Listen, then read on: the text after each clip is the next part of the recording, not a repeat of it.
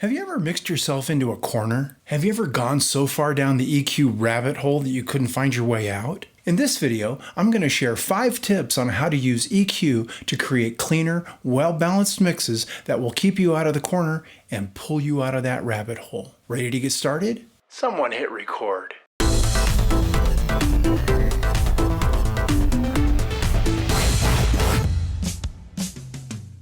Hi kids, my name is Merlin and I'd like to welcome you to Better Home Recordings.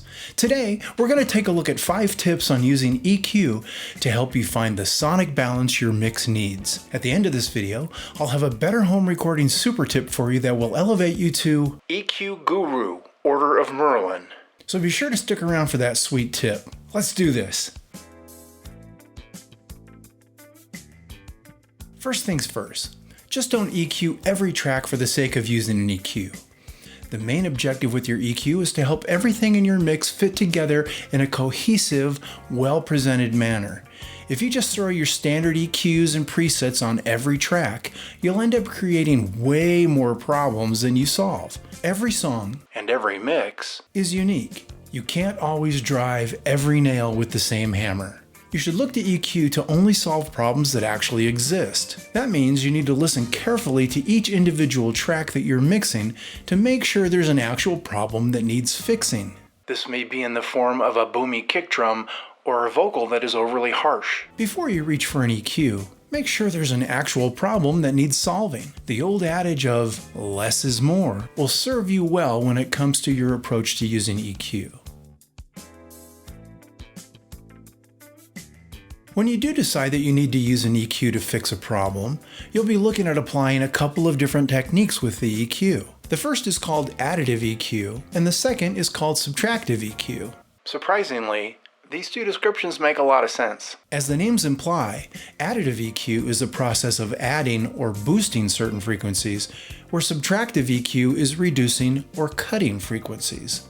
In my previous video on the various types of EQ, I talked about Q or bandwidth. If you missed that one, click on the card link above to take a look at it. Basically, Q is the number of frequencies you are affecting around the chosen center frequency. A wide Q affects more frequencies surrounding the center frequency, and a narrow Q affects fewer frequencies. As a general rule of thumb, I tend to use a wide EQ for high boosts and a narrow Q for frequency cuts. This allows me to be more surgical when cutting problem frequencies and yet be smooth when boosting frequencies that will enhance the sound. This doesn't mean you can't use a wide Q for scooping out the mid-range of a channel, for instance, but you generally won't find yourself using a narrow Q to boost 4K in a vocal track. That can create some crazy harshness. Take a listen to this acoustic guitar as I start with a flat EQ curve and slowly work it into shape using additive and subtractive EQ.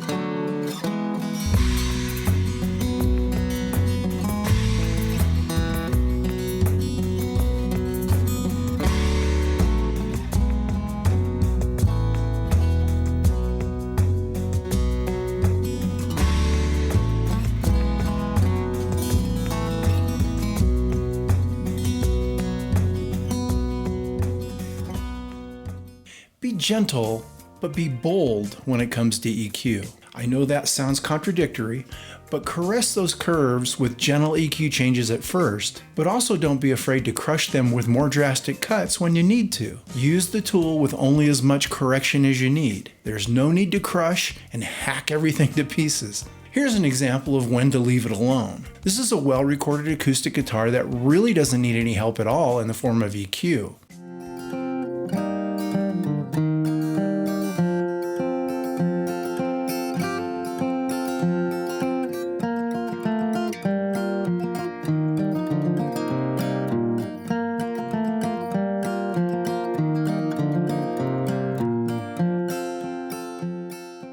If all tracks were this clean and well recorded, we would all be living the simple life when it comes to mixing audio.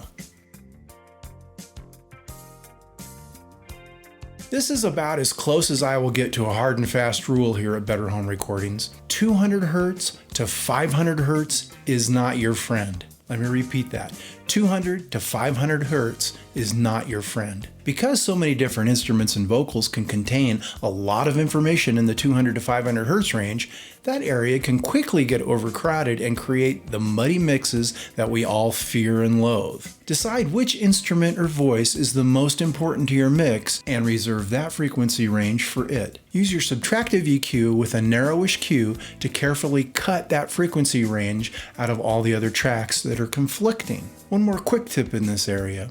Have you ever heard the expression, "that sounds boxy"? You can pretty much know that when someone says something sounds boxing, they're referring to the 400 Hz frequency range. You're welcome. Make space for each track to breathe. You may have heard that expression before, but it's really important to give each instrument and voice in your mix a place to live and breathe. This is actually the biggest challenge for me personally when it comes to mixing. Giving each track in your mix a space to live and breathe is a combination of two things: EQ and panning. Now, you may be tempted to just reach for the pan knob and place the instrument where you want it to live in the imaging of the mix, but I suggest a better way is to start with EQ. Before panning anything, start with all your pans in the center position. Your mix will effectively be in mono at this point. Now, start carefully listening to each instrument in the mix, not in solo mode. Listen to where each instrument is living in your static mix. Listen for conflicts in frequencies between different instruments or voices. Is the piano stepping on the guitar? Are the guitars masking the background vocals? Are the bass and kick fighting with each other? Experiment with removing the conflicting frequencies from each track. Decide which track needs to keep that frequency. If you decide your lead vocal track is the most important element in the conflicting frequency range, then don't cut that frequency from the lead vocal. Cut it from the other instruments that are conflicting. Continue this with the bass and drums, the guitars and the keyboards, and the various vocal elements that you might have. Using high and low pass filters is good, but not on everything. Sometimes, you might be cutting the low end out of an instrument that really needs it, such as the kick drum. However, it's a pretty safe bet that your lead vocal won't need any of the frequencies much below 100 Hz.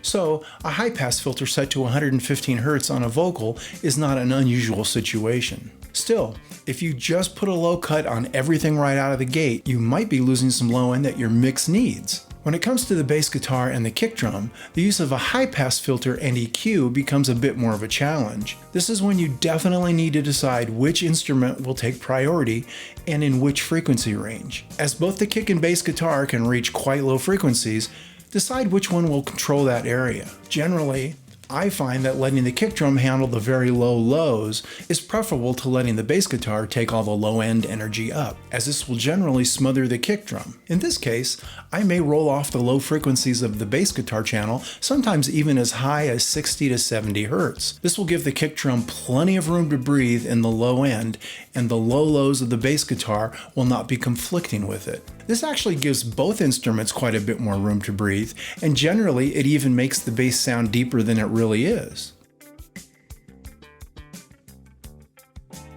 Don't fix it in the mix bus. You may find yourself tempted to take a shortcut and try to fix your EQ problems by inserting an EQ on your mix bus and adjusting from there. Unfortunately, this is a bit of a band-aid approach and will not really fix the conflicts that need addressing. If you're having trouble with the lead vocal and the piano stepping on each other, adjusting the conflicting EQ range on the mix bus will simply take those frequencies out of the entire mix and not just the two tracks conflicting with each other. This could cause other instruments, such as the bass and guitars, to lose their space to live and breathe in the mix. Counterproductive, to say the least. So, make sure you address the EQ problems at the track level rather than on the mix bus. It will make getting that clean, sonically balanced mix you're looking for much easier to obtain. Okay kids, that brings us to today's Better Home Recordings super tip. Let me introduce you to the NS10 hack. For those of you that don't know, Yamaha used to make a studio speaker called the NS10. It was extremely popular with mixing engineers for many years and continues to this day to be so.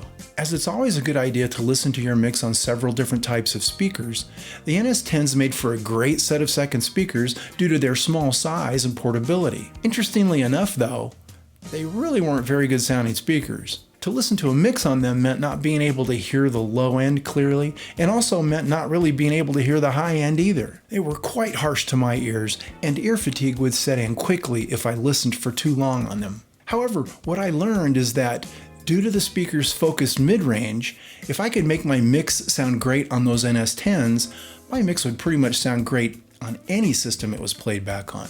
So, if you don't have a set of NS10s readily available to you, instead of spending big bucks on a pair, check out this NS10 EQ hack that works great for me. Insert an EQ as the last plug-in on your master bus. Adjust your EQ with a 12 dB per octave low-pass filter at 4K and also a 12 dB per octave high-pass filter at 200 Hz. This will simulate hearing your mix through frequency-limited speakers like NS10s, and it will allow you to concentrate on the mid-range. This is also great for simulating laptop speakers, phones, tablets, earbuds, etc. Once you get your mid-range sounding clean and tight, you can take the EQ out of the circuit and print your final mix.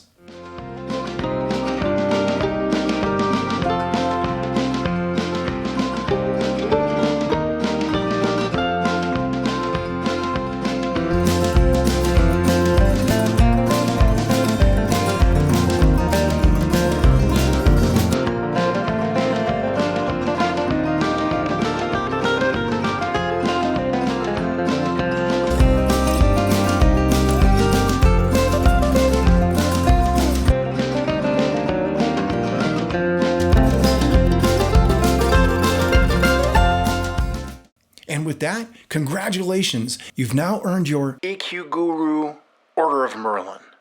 I'm so glad you stopped by today. If you have any questions on anything discussed in the video or would like to suggest a subject for a future video, please leave a comment down below. I love to hear from you. That's it for now, kids. Be sure to check out my other videos that you'll find useful for your home studio here. And please remember to like this video and subscribe to the channel for more fun and information. I would very much appreciate your continued support. I hope to see you again soon, and remember, the first rule of Better Home Recordings is, there are no rules.